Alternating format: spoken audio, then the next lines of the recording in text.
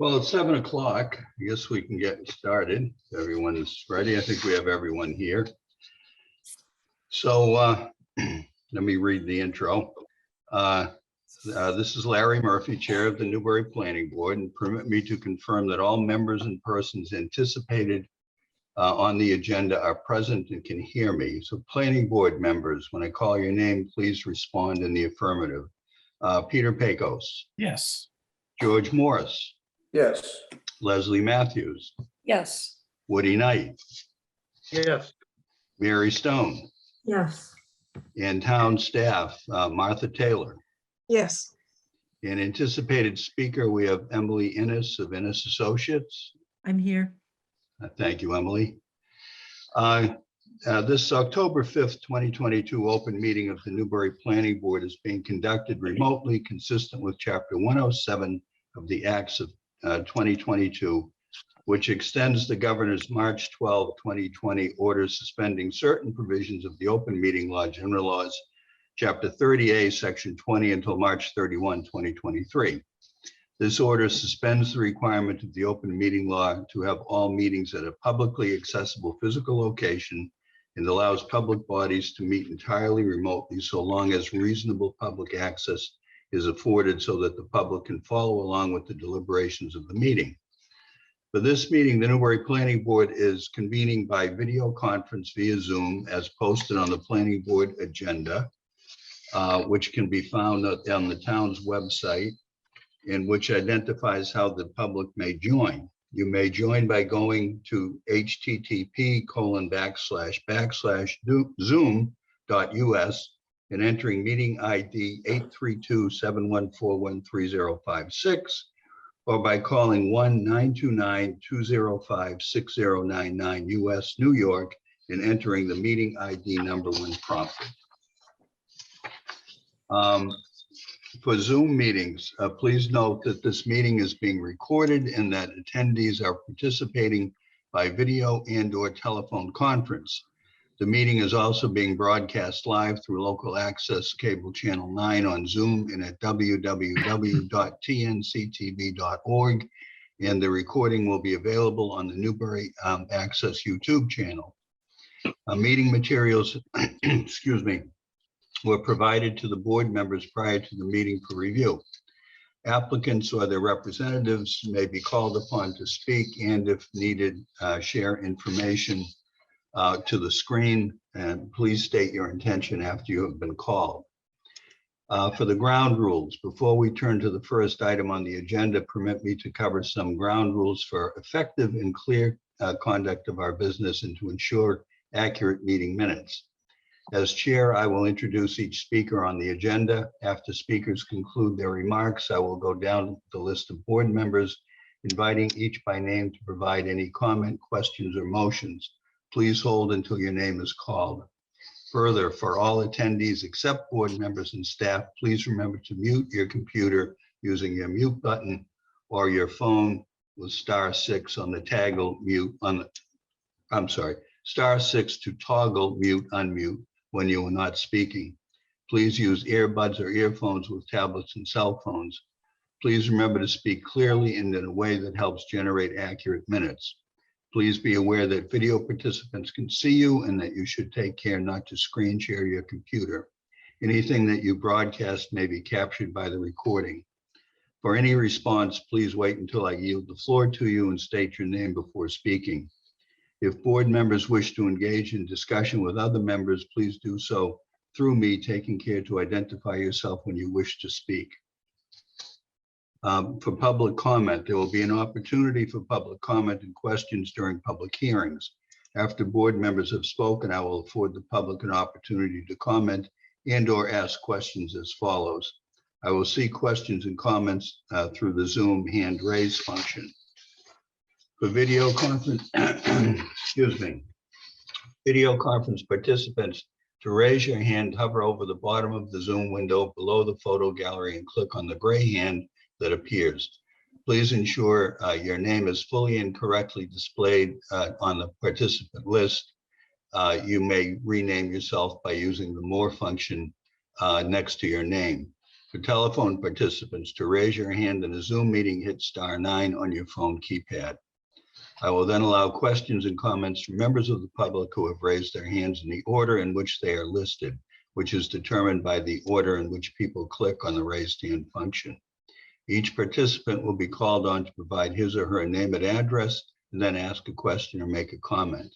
I will afford the applicant or participant or his or her representative the opportunity to reply. Your hand will be lowered when you have been given the floor for your questions. I will then continue down the list of those in the raised hand column and again afford the participant, applicant, or representative an opportunity to speak. Should there be a physical or electronic submittal of questions or concerns, they will be noted for the record. And again, the participant, applicant, or representative will be afforded the opportunity to speak if the issues raised have not yet been addressed.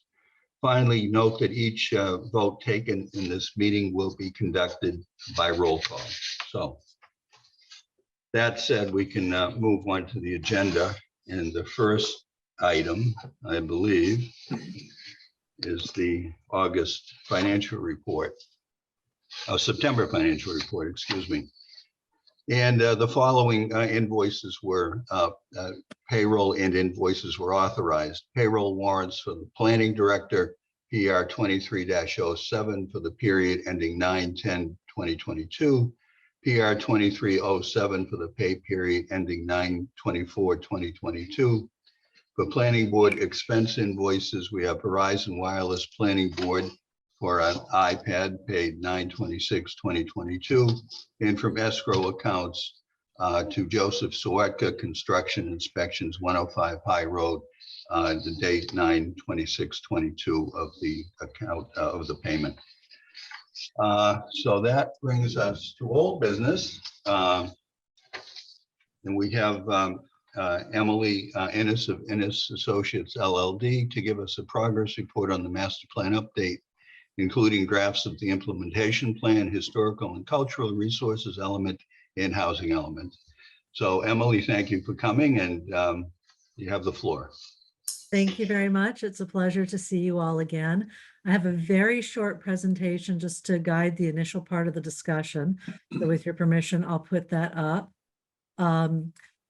So this is just a progress report of where we are. Some things have changed since we last spoke, so I wanted to make sure that we kept you up to date, and Martha and I are obviously in constant communication. So I'll give you that update. I'm going to talk to you about how to review the documents that I've given you to date, these drafts, and then talk a little bit about some of the changes to the timeline.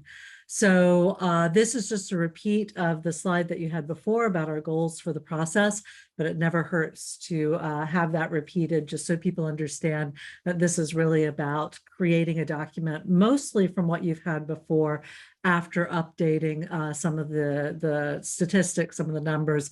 And we're going to talk a little bit about that today because both of the chapters that I've submitted to you have some updates in them. So this is the table of contents that we're working from. You saw this last time, but here is the update of where we are with each chapter. So as you mentioned, I've submitted a draft housing, draft historic and cultural resources, and draft implementation plan to you. And you can see by the different colors that there's a number of processes that are coming together here. So Merrimack Valley Planning Commission are also working on two of the chapters, the economic development and the mobility. They're going to do some review of the natural resources chapters as well. We're anticipating their chapters in early November at this point. And that is important because some of the other chapters are integrated with what they're giving us. So we have to wait for their pieces before we can complete those chapters. And that's primarily the executive summary, which is almost always written last in any document, even though you read it first. The introduction, the expanded vision and goals, and the land use, and also the implementation plan. So just touching on that now, the implementation plan you have is drawn from the original chapters. And we're looking, and I'll talk to you about a little bit about what we're looking for on there, but you should expect that as the other drafts are completed, as we receive information from MVPC, that there may be some tweaks to the implementation chapter. The same is also true for housing. We'll talk a little bit about the data collection on this, but the type of data that MVPC is drawing from is also data that I would be drawing from for the housing. And so there'll be a bit of coordination at the end just to make sure that the message across both chapters is consistent where they relate to each other. And then obviously land use draws so much on some of these other chapters that, again, it's usually looked at last just to make sure that everything is consistent. So the drafts I mentioned that I've submitted to you already, implementation plan. Now, historical and cultural resources and housing, like the other element chapters, have actually been broken into two. We talked a little bit about this last time, and the goal of submitting the drafts to you now is so that you can see how that works. So there's two components. There's the expanded vision and goals chapter, which comes after the introduction, and then there's the draft chapter. And the way I want you to think about these is that the draft chapter is the existing conditions of what's happening now, or what has happened in the past that's influencing what's happening now. And the recommendations are forward looking. So we'll talk a little bit about this more in a minute, but as you think about and review those two components, remember those two things: existing conditions versus looking forward to the future and the actions that get us there. We'll start with the implementation plan because that was the first draft I sent you.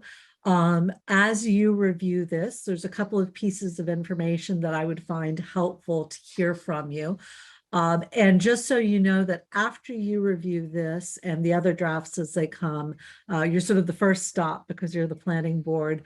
Once we have everything put together, and I'll talk about the timeline at the end, in addition to your review, we're also going to go back to the department heads, go back to other boards and committees and say, okay, have one last look at this, please. They'll be looking at some of the same things you are. So know that you get the first crack at this, but there will be others looking at it. So I'd love to know that whether or not you know if the town has already completed the action. And Martha's done a lot of this already, but it never hurts to have multiple eyes at this point. But even more importantly, there's this column for partners, and I've got the text saying, are these the right partners? The planning board and the planning director are assigned an awful lot of these, especially in the land use chapter, but also in some of the others. So you should take a look and see what's being assigned to you. We'll be asking those same questions of the other boards and committees and departments. But just make sure that that is consistent. And a lot of that was pulled from the work that was already done rather than being new.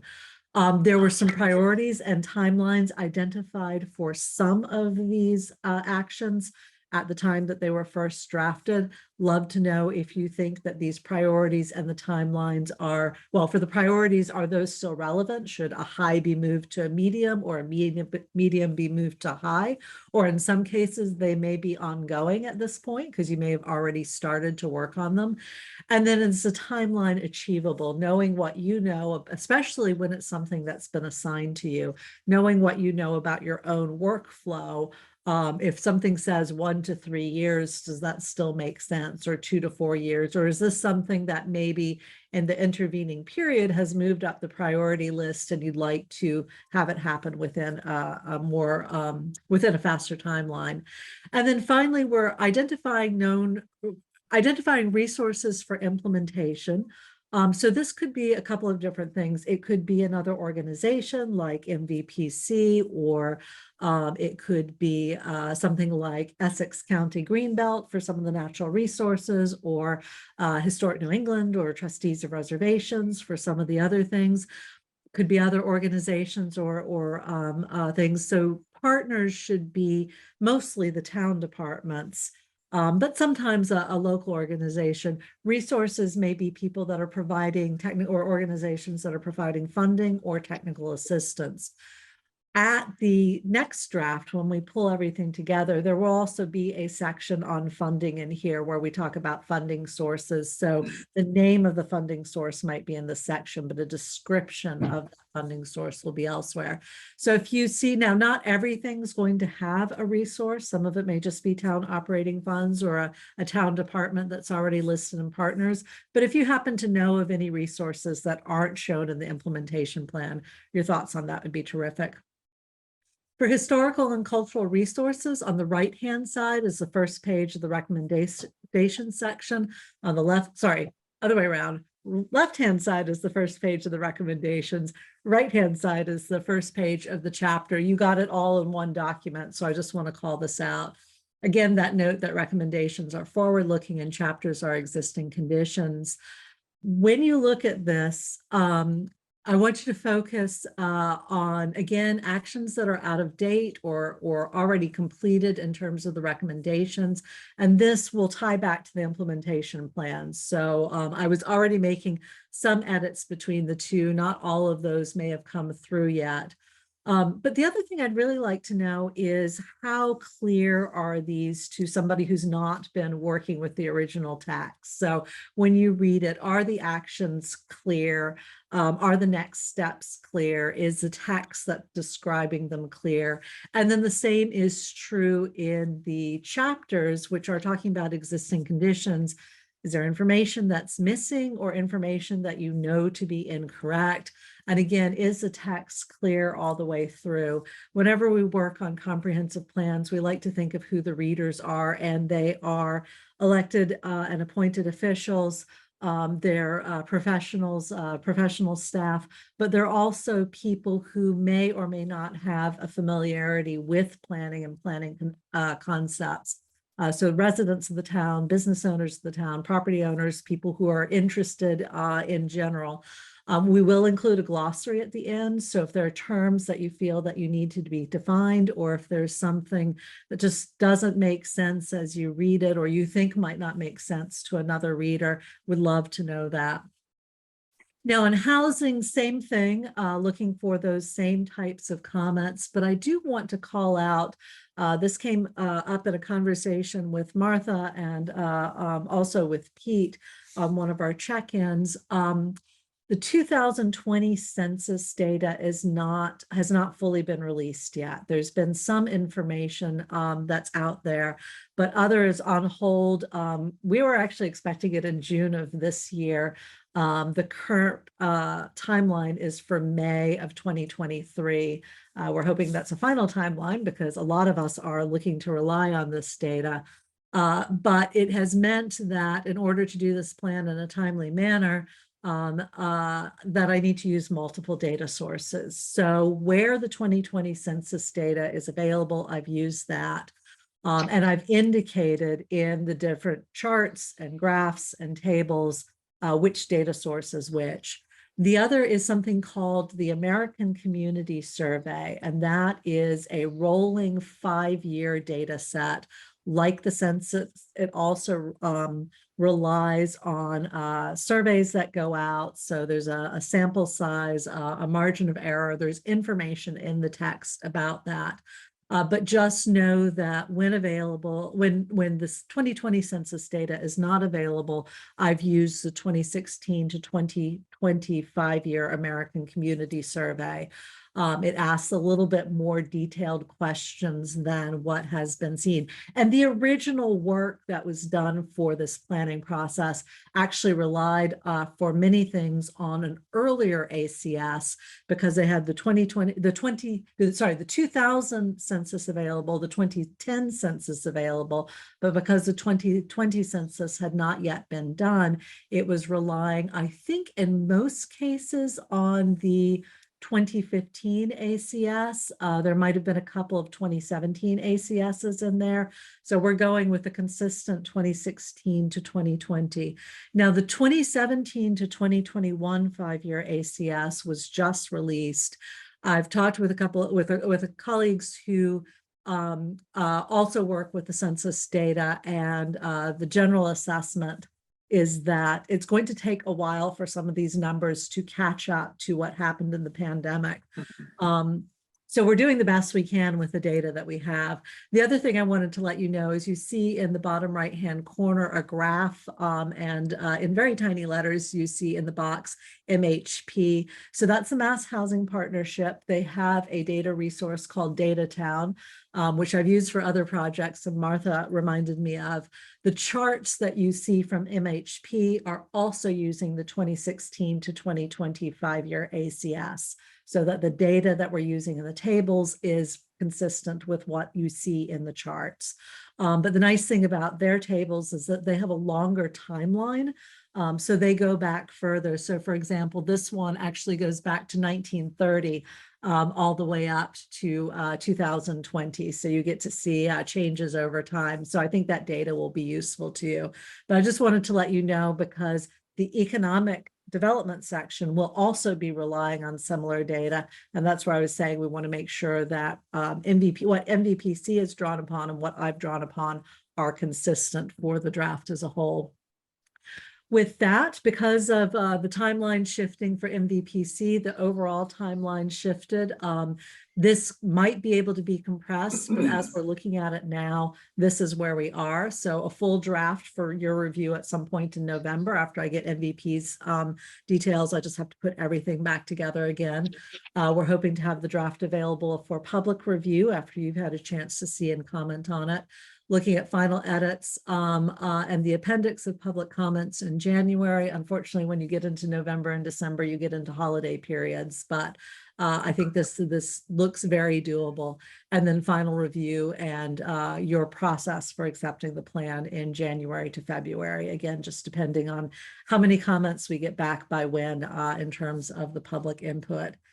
So with that, I'll put that up for anybody who might be watching this later. Please reach out to Martha with any comments, and that's what I have for you tonight. Oh, thank you, Emily. Let me turn to the board members then and see if there are any questions. Peter, let's start with you. Do you have any questions or comments?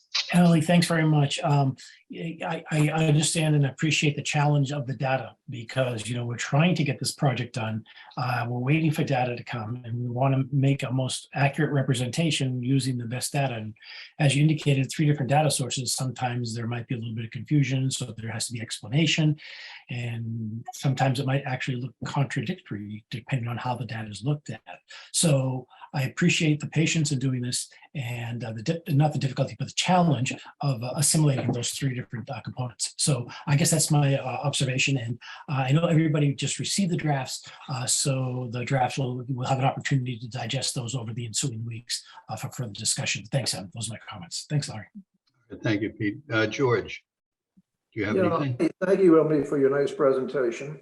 One of the questions I have, this is being described as the master plan of 2022, which our task was at this point to do the master plan up through 2016. Yet we know more about that up to 2022 than was known in 2016. So is this really the 2022 plan or 2016 extended with more information? So then when does the next plan due? Is it 2022-16, 21-16, or let's see, that would be 2032.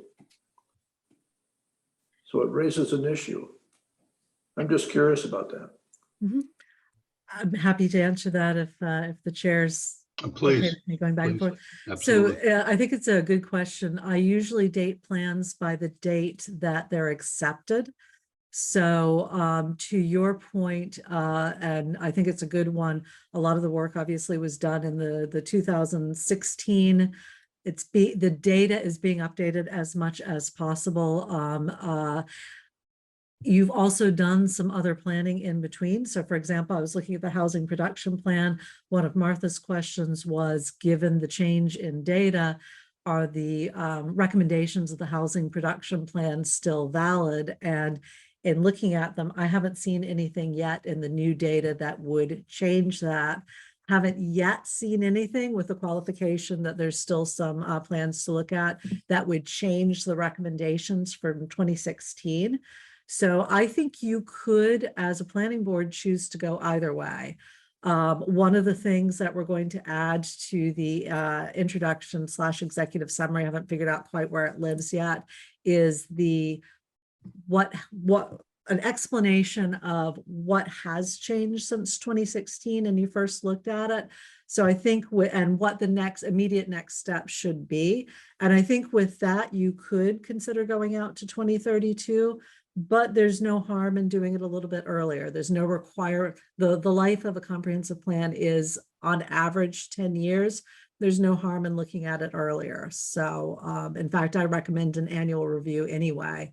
And I have heard of communities coming back earlier because they've had either, a change in something happening in the town or a change in external circumstances that make them want to look at it earlier. So I don't think you have a restriction on 2026 versus 2032. Thank you. Welcome. Thank you, George. Leslie, anything? Any questions, comments? You're muted, by the way. No, I don't have any questions, but thank you for coming in and giving that presentation. Very helpful. Woody? Thanks for the presentation. And I don't really have any questions at this time. I went through a lot of it today. There is a lot of data and a lot of information there. It's a lot to compile. So thanks. And thanks for the presentation. Excellent. Well, thank you. Thank you, Woody. Mary, do you have anything? Just want to thank Emily for, and look forward to working, all of us working together with the town to get this, finally get this done.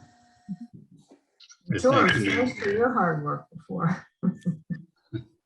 Thank you, Mary. And Emily, for myself, I'll say I found this presentation very helpful. To sort of give us the roadmap of where we're going in a timeline. And it's a lot of information here, a lot of work, and I appreciate everything that goes into it very much. Martha, do we have anyone from the public, any members of the public with a raised hand? I don't see anyone at the moment. All right, then, Emily, you're welcome to stay. But again, once again, this has been very helpful, and I really appreciate your input. And if there's nothing else from any of the members, I guess we can let you go for this evening. I guess, Hope to see you again soon. wait, I have My pleasure. Oh, I have a I'm question. sorry. I have a question for Emily. So when would you like the board to provide feedback, and what would you like that process to be?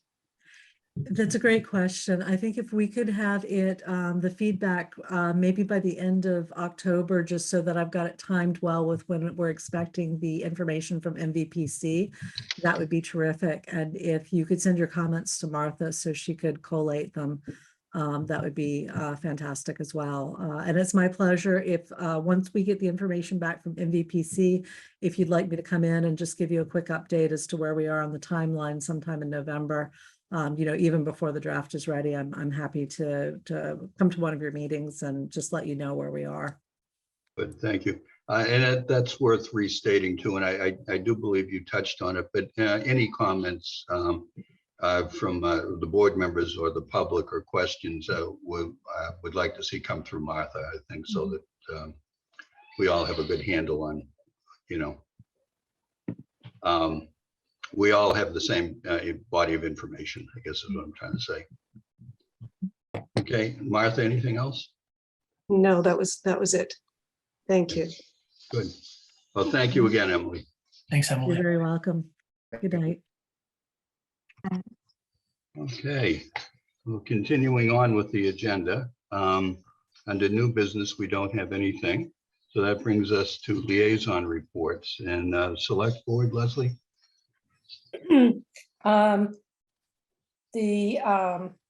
Let's see, public hearing was closed for the condemnation of property 113 Scotland Road to tear a building down. The select board training session was postponed so that all select board members could attend. let's see. So, oh, they're changing the language on the personnel policy for HR, and that will be coming out so people can get that back in again to receive and sign their paperwork. And we're looking into an electric charging station at the library and raising the Newburyport Turnpike. And Senator Tarr has been able to get $330,000 for the Larkin Road dam removal. And our dog officer and shellfish commissioner both have resigned. And that's about it. Okay, thank you, Leslie.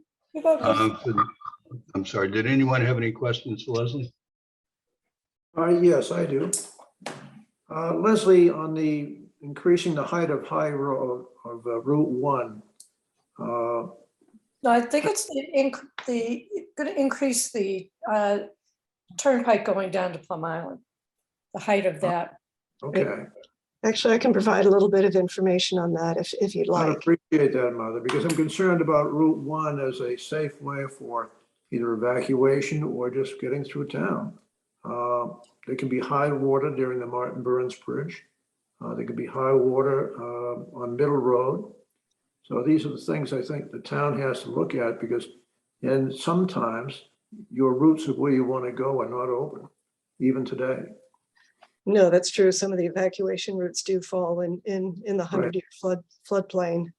But what Leslie was referring to specifically is the city of Newburyport, with input from us, has submitted it's called a Federal Land Access Program, I believe, the FLAP grant, to look at elevating the Plum Island Turnpike to maintain refuge to, maintain access to the refuge, and obviously to, the intersection where the turnpike comes onto Plum Island.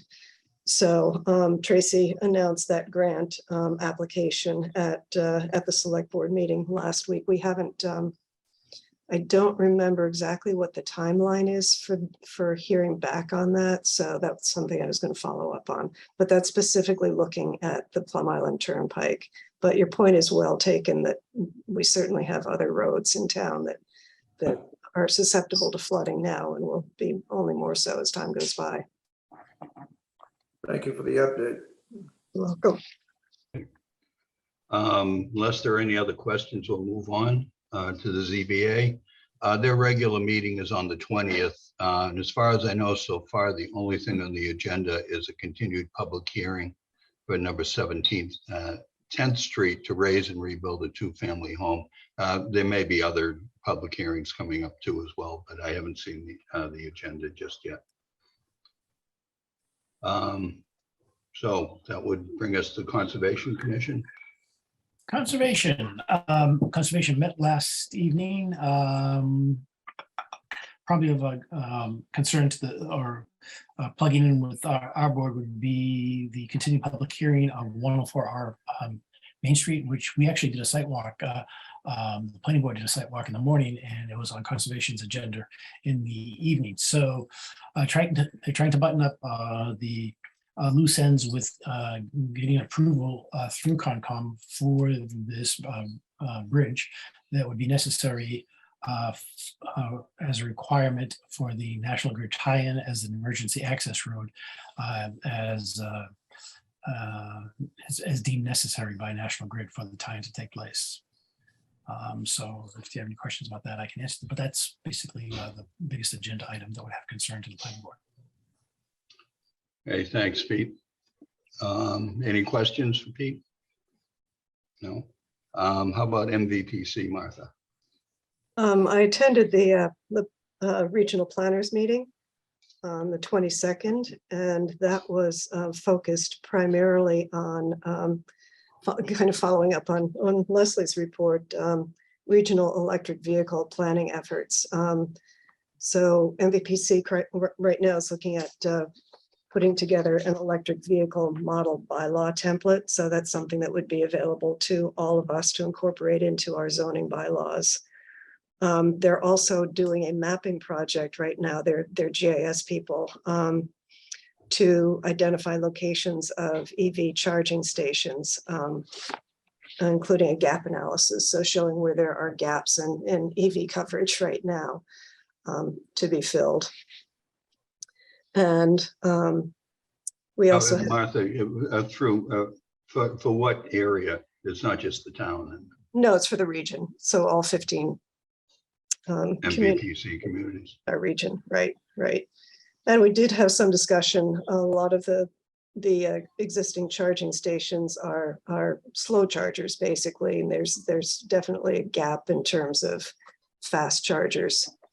The town has actually submitted a grant application to get, I think, 5 charging stations at the library, but I don't know what level they are.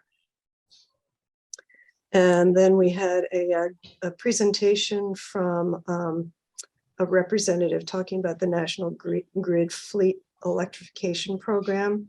And that's a service that they will provide to the town to analyze our fleet right now and make recommendations on which vehicles or pieces of equipment would make sense, be cost effective to convert to electrical, and then recommendations on the timing for that would tie in with our asset replacement plan. And electrification is one of the things that the Capital Planning Committee has made as a recommendation in the capital plan. So this is something that ties in with that. And Tracy and I are actually meeting next week with the person who gave the presentation to talk about the possibility of having our fleet analyzed for electrification.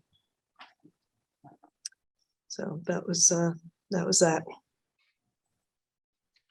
Okay. And is there anything you wanted to add in the planning director's report? Just a couple of things, actually. A reminder that following up on what Pete said about the Concom, our public hearing on the solar project was continued to our October 19th meeting. The Concom is meeting on it the evening before. And kind of going back to the sort of broader MBTA communities scope, I don't know if any of you have had an opportunity to look at, to attend any of these Mass Housing Partnership webinars, but I've attended 2 since our last meeting. The one last week was on wastewater and water management. And it was given by the same person who did it at the Mass Housing Institute, Joe Pesnola from Hancock. And he's a wealth of information. And I think the significant thing that comes out of that is that we're working kind of with 2 different sets of regulations. You can have a septic system up to 10,000 gallons, which will cover, I think, up to about 96 units. The next option is a wastewater treatment plant, which really doesn't become cost effective until you get 300 to 400 units, housing units. So there's a whole gap in between that really needs to be filled, and probably regulations need to be massaged and revised to kind of accommodate that gap. There are some creative ways to do it, but it's certainly something for us to keep in mind as we look at multifamily housing and sort of numbers of units and locations and that kind of thing. The session today was focused on complete streets and complete neighborhoods. So creating streets that are friendly not only to vehicles, but also pedestrians and bicyclists, and connectivity to the places that people want to go to and that kind of thing. It's a little harder for us as a pretty rural community. A little easier, I think, for suburban and urban locations, but complete streets is also something that is a program that I think would be worth us looking into. So that's it. Okay, thank you, Martha. I'm sorry, could I hear a question? No, I just want to thank Martha. Oh, okay. You may. Thank you. Thank you. Moving on to the meeting minutes. The May 18th, 2022 minutes weren't ready for this evening, so we'll take those up at the next meeting. And with Martha's help, we're making good progress with catching up on our prior meeting minutes. So per the board's prior authorization, I have approved the minutes from August 21, 19, September 4th, 19, and September 10th, 2019. So, Thank you, and Larry. that, unless anyone has anything, concludes our agenda. Any further comments, questions from anyone? Motion to adjourn. Do we have a second? Second. Second. All right. Thank you, George. Any discussion on the motion? Hearing none. Pete, how do you vote on the motion? Yes. George, how do you vote on the motion? Yes. Leslie, how do you vote on the motion? Yes. Woody, how do you vote on the motion? Yes, and good night, everyone. And Mary, you're happy to go home? Well, you are home, but you're happy to sign off. Happy to stay home. Can we let Martha go home, I guess? Yeah, let's let Martha Yeah. go home. And the chair votes yes. So we stand adjourned and Martha may go home. Thank you. 41. Thank you, Night, everyone. everyone. All right. Thanks, Good night, everybody. everybody. Thanks, Good night. guys.